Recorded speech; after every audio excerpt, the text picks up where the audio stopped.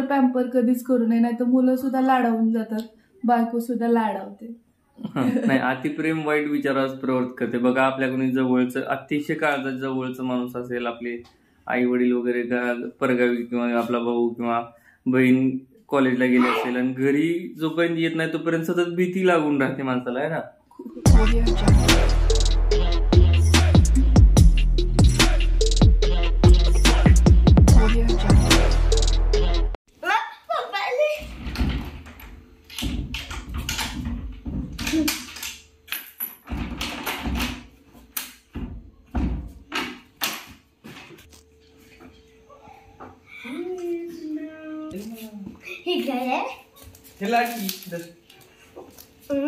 ह्याच्यामध्ये पाणी भरायला येते. आता बरं वाटतंय? तब्येत कशी आहे? खोकला कमी झाला? कशी दे मला फ्रेश होऊन येतो. काय म्हणले डॉक्टर? काही नाही, औषध दिले. 2 इंजेक्शन दिले होते. 2 इंजेक्शन दिले एका बाजूला. मम्मीला त्रास दिलास का मदत केला? त्रास नाही दिला. जीव घातला मला. चल जेवण करू, म्हणजे का थोडस तरतरी. उठ, मी आणतो.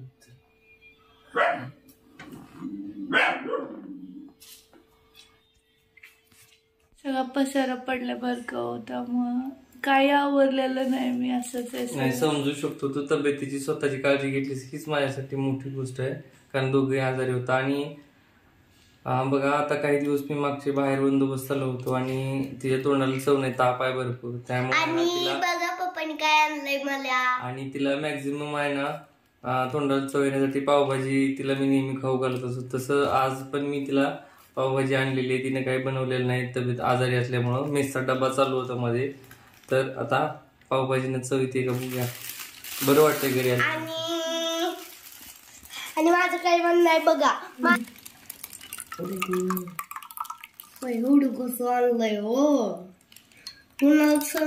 मला बंदोबस्ताला जाणं गरजेचंच होतं आणि सुदैवानं आमच्या जवळ म्हणजे 100 मीटर अंतरावर घरगुती मेस आहे आणि त्यांनी वेळेवर हिला डबा घरपोच आणून दिला, त्यामुळे त्यांचे आभार व्यक्त करावे तेवढे कमी होते.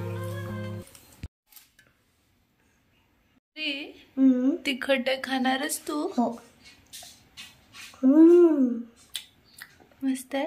हाताने जेवा जेवा. आम्ही पण जेवतो आता. काय वाईट अवस्था झाली दिसायला, बघ ना सगळं. काल जेवण केलं का नाही 2 दिवस तुम्ही? मला तर खूप आवडले बाबा. होय, कसं आहे टेस्ट? आवडली? माझा रिव्ह्यू हो. आजारी माणसाचा रिव्ह्यू असतो. अशी पण वेळ येते कधीतरी गृहिणीचा पण रिव्ह्यू घेतला जातो. नाही, आजारीच नाही ग, त्यामुळे तुला आवडते पावभाजी म्हणून आणली मी.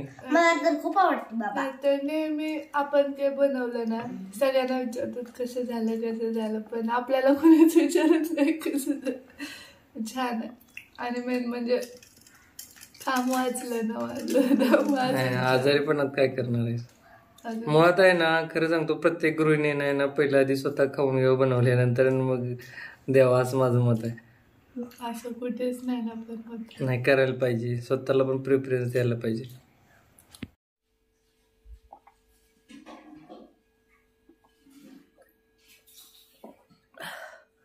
गोळ्या घेतल्या. आता जेवण वगैरे झालेलं आहे आणि श्रीचा सिलेबस म्हणजे अभ्यास थोडासा 2 दिवसाचा आजारी असल्यामुळे पेंडिंग आहे, तो आता मी कम्प्लीट करून घेणार आहे बसल्या बसल्या. तर श्री आता मॅथची ही घे, स्किल बुक घेतली. मॅथ नोटबुक हे अवेअरनेस स्किल बुक आहे बघा. Numeracy skill book. हा, वर्क बुक आहे न्यूमरसी, है ना. An ordinal number tells the position of something in a list or a series such as the first, second, third. हे काय करते की आपल्या काही जर जास्त संख्या असेल तर सिच्युएशन पहिला कोण आहे, दुसरा कोण आहे, तिसरा कोण आहे हे घेतलं आमची. हा बघ, म्हणजे ऑर्डिनल नंबर्स ना. ऑर्डिनल नंबर पहिलं. हा, फर्स्ट. हा, second. Who is second? Who is first? First. What is this? Sunflower. First. Second. Pears. Pairs. Third. Sparrow is a third. Parrot is third.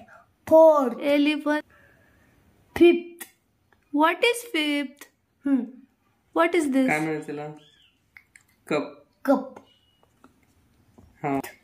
Sixth. Sixth. Cat is Sixth. Seventh. काय ती top. Top. What is आणि this? 8 Kangaroo. Kangaroo. 8. Kangaroo. हा. 9th. हा. काय ते? Watermelon. Watermelon. शाबास. आणि 10th number 10th. अक्रोड. Yes. Akroot. Nuts. Dry मग fruits. फर्स्ट आणि लास्ट कोण आहे सांगा त्याच्यातलं. फर्स्ट कोण आहे? सनफ्लॉवर. आणि लास्ट कोण आहे? अक्रोड. मला वाफ दिलेली नाही मी. औषधं दिलेत पण आधी एवढं पूर्ण करून घेतो. थकवा खूप जास्त आलेला आहे त्यामुळे आता ती थोडीशी विश्रांती घेणार आहे. झोप यायला लागली. डोळे आपोआपच पडायला लागले. ते गोळ्या अशक्तपणा येतो. ते डोस घेतला ना गोळ्याचा. काल दिवसभर झोपूनच होते मी. नाही आता मी आलो टेन्शन घेऊ नको. आता आणखी आपण संध्याकाळी जाऊया आता दवाखान्यात. जाणार नाहीत का तुम्ही संध्याकाळी? बघूया की. कारण कसं आहे दवाखान्यासाठी बघतो काय तर सुट्टी मिळाली तर. आराम कर बघा. तर आता मी हजरीला जातोय आणि वर्ष झोपलेली आहे तुम्ही बघू शकता. ते आणखी रिकवर पाहिजे तशी झालेली आहे. श्रेय अभ्यास करतोय तर मी जाऊन येतो. बघूया त्यानंतर काय आहे ते दवाखान्यात आणखी जायचं असेल तर. वर्षाला बघा आता आज चहा बनवून दिलाय. मलाच बघू वाटत नाही अशी झाली ती. जरा बरं वाटतं आता. एवढं म्हणजे तिचे बघा डोळ्याला सूज आलेली आहे औषधांमुळं. थोडस आता काय इग्नोर करा माझ्याकडे बाबा.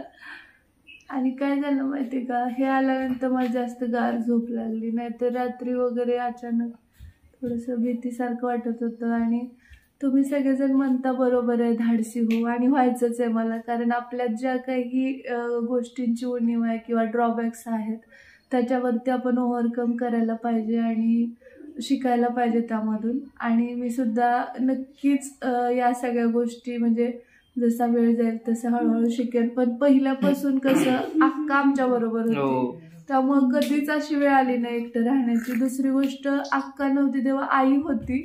आणि यावेळी सुद्धा आईंना फोन केला होता लांबजण्याच्या आहे ना. ते रब्बीची पेरणी झाल्यानंतर ते उन्हाळ्यात येतो म्हणतात इकडं. खूप रिक्वेस्ट केली त्यांना. हा केला होता यांनी बंदोबस्ताला जाण्या अगोदर फोन. पण ते म्हटले की नाही आता दिवाळी किती थोडी राहिली आणि आता पेरणी या शेतात येऊ नाही शकत.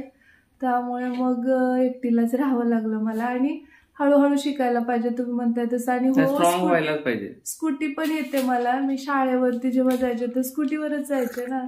फक्त माझं झालंय कसं गॅप भरपूर पडलाय आणि इथले रस्ते वगैरे बघता ह्यांना थोडी भीती वाटते की येते तुला स्कूटी पण डबल सीट स्त्रीला घेऊन कशाला असं. म्हणजे थोडंसं ते पॅम्परिंग मध्ये माझं खरं तर सांगते करेज थोडं हे झालंय डाऊन झालंय. तर मी ते पुन्हा आणखी जास्त हे करण्याचं बघणार आहे. कारण मला सुद्धा ती गरज वाटते.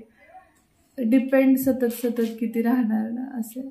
त्यामुळे आता बघ म्हणजे स्त्रीला स्कूलला सोडणं असेल किंवा मी हॉस्पिटलला जाणं या सगळ्या गोष्टी माझं मी केलं तर ते जास्त सोपं पडेल. यांना पण लोड राहणार नाही. स्ट्रॉंग राहिलंच पाहिजे. चला चहा घेत होता आम्ही आता दररोज सराव करू थोडा तरी मी हाती घेतलं होतं. आई इथं आली होती त्यावेळी.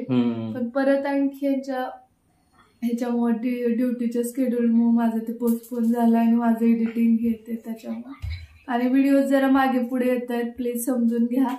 हे इथं पोचल्यानंतरच मग जे काही पुढचे ब्लॉग्स आहेत ते तुमच्याकडे येत आहेत. कारण की मी सिक्युरिटीच्या दृष्टिकोनातून मला हे आधी बोलले होते की जरी शूट करत असलीस तू तरी मी वापस आल्यासच पब्लिश कर जेणेकरून मी घरी असेल त्यावेळी तो ब्लॉग जावा.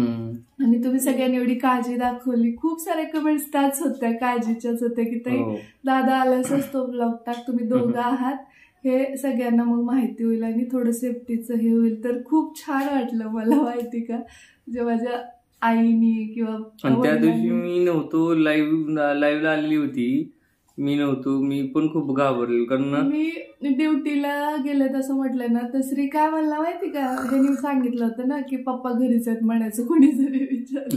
श्री लाईव्हला म्हटला होता पप्पा बेडवर झोपलेत. का म्हणला माहिती का तो, की सगळ्यांना माहिती होईल की पप्पा घरी आहेत म्हणून तो म्हणला नाही पप्पा आहेत झोपलेत बेडवर इथंच आहेत की म्हणे. कारण म्हणजे त्याला त्यांनी सांगितलं होतं अगोदर. आणि ती तुमच्या कमेंट एवढ्या इमोशनल होत्या ना, त्यामुळे हिच्या डोळ्यात आपसूक पाणी आलं. हा, आणि ते मला काय बोलू ते सुचेना पुढे, त्यामुळे लाईव्ह बंद केलं मी पुण्यात. काय बोलणार ना, असं झालं. म्हणजे मला रडू आवरे ना, लाईव्ह बंद केलास मी थोडा वेळ घेतला, मग ह्यांचा फोन आला मला की का रडतेस काय, आणि त्यानंतर मग थोडंसं नॉर्मल झाले मी, पण परत नाही लाईव्ह कंटिन्यू केलं, परत झोपून गेले. खरंच रिअल फॅमिली सारखं तुम्ही सपोर्ट करता. हो, चला चहा घेते आता. मला तितकं टेन्शन राहिलेलं नाहीये, पण डिपेंड राहायचं नाही हे सुद्धा तेवढंच. आणखी पण कधी पण जाऊ शकतो मी, त्यामुळे ना हिला आता कणकर बनवायचं आहे, हिला आता डेली हिची प्रॅक्टिस घेणार आहे गाडीची पण. बघा तुम्हाला प्रॉमिस देतोय का. हा बघा मी माझी पहिली स्कूटी ज्यावेळेस स्कूटी पेप डीएडच्या वेळेस आली होती ना, मी एका दिवसात मला बहिणी गाडी शिकवली होती. आमच्या शेताच्या रस्त्याला घेऊन गेलेला एकाच दिवसात. मी इतका आत्मविश्वास होता मला त्यावेळी खूप. आणि काय होतं, मी पण काय केलं की बाबा पडल, गाडी स्लिप होईल असा विचार नाही, मी त्यापासून दूर ठेवलं. माझं पण चुकीचं आहे ते. काय माहितीये का, ओव्हर पॅम्परिंग काही वेळा चुकीची ठरते, डेंजरस ठरते. आपण मुलांच्या बाबतीत बऱ्याचदा तसं वागतो, पण ओव्हर पॅम्पर कधीच करू नये, नाही तर मुलं सुद्धा लाडावून जातात, बायको सुद्धा लाडावते. नाही, अतिप्रेम वाईट विचारास प्रवृत्त करते. बघा आपल्या कोणी जवळचं, अतिशय काळजात जवळचं माणूस असेल, आपले आई वडील वगैरे परगावी, किंवा आपला भाऊ किंवा बहीण कॉलेजला गेली असेल, आणि घरी जोपर्यंत येत नाही तोपर्यंत सतत भीती लागून राहते माणसाला, आहे ना. हो बरोबर. तर ते अतिप्रेम म्हणजे तसं प्रवृत्त करते आपल्याला. त्या पद्धतीने मी हिला इग्नोर केलं, म्हणजे गाडी चालवण्यापासून वगैरे वारंवार की, म्हणजे आता पण आम्ही कुठे बाहेर चालू ना, मला घेऊ देत की गाडी म्हणते मी, पण ते काय करावं श्रीच्या अशी काय केलं तू डॉगीला, असं नाही करत. चला तुम्ही सुद्धा तुमच्या घरातल्या महिलांना मुलींना खंबीर बनवा, माझ्यासारखं नका करू असंच मी म्हणेन, आणि मी सुद्धा बनण्याचा प्रयत्न करेन. खूप छान कमेंट्स होत्या तुमच्या, असंच प्रेम देत राहा. आणि चला या नोटवरच आजचा हा ब्लॉग आम्ही इथेच थांबवतो. भेटतो तुम्हाला लवकरच. To be continued. तर हा छोटा ब्लॉग म्हणजे शूट करायचं कारणच एवढं की दुसरं काही, वर्षा आता कसं आहे आजारी आहे, ती तुम्हाला म्हणजे ब्लॉग मध्ये करू शकत नाही. आणि प्लस तुम्हाला सर्वांना काळजी लागू नाही की आता वर्षा एकटीच आहे कसं काय, तर मी रिटर्न आलेलो आहे. आणि त्यामुळं आता तुम्ही काळजी बिलकुल करू नका, मी आहे तिच्यासोबत, है ना. तर या नोट काय सांगता येत नाही. आम्ही गावाकडे जातो राहायला, आई भाऊ ना तरी आणून सोड. आई भाऊ येणार आहे तर फेब्रुवारी नंतर येणार आहे. तेव्हा काय श्रीची शाळा तेव्हा नसते, मग आम्हीच गावी जाऊ ना त्यावेळेस. तर चला या नोटवर आता आपण इथे हा ब्लॉग थांबूया, है ना. भेटूया नेक्स्ट ब्लॉग मध्ये. तोपर्यंत जय हिंद, जय महाराष्ट्र, जय जिजाऊ, जय शिवराय.